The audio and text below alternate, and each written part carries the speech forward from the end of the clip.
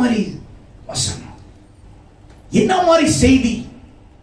இந்த சூழ்நிலையில அவன் சோர்ந்து போய் ஆண்டவரை சபிச்சிருக்கலாம், திட்டிருக்கலாம், குறை சொல்லி இருக்கலாம், குற்றம் சாட்டி இருக்கலாம்.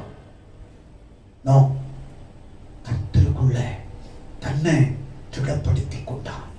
பிரியமானவர்களே, உன் வாழ்க்கையில நீ பார்க்காத சூழ்நிலை இல்லை, நீ பார்க்காத பிரச்சனை இல்லை, நீ பார்க்காத அவமானம் இல்லை, நீ பார்க்காத தனிமை இல்லை, நீ பார்க்காத பசி இல்லை, நீ பார்க்காத பிரச்சனை இல்லை, நீ பார்க்காத எதிரி இல்லை. ஆனால் இவைகள் எல்லாம் உன்னை மேற்கொள்ளவில்லை, இவைகள் எல்லாம் உன்னை ஜெயிக்கவில்லை, இவைகள் எல்லாம் உன்னை மேற்கொள்ளவில்லை. காரணம், நீ கர்த்தருக்குள் இருந்ததினால், கர்த்தருக்குள் திடப்படுத்திக் கொண்டதினால் கர்த்தர் உன்னை அதிலிருந்து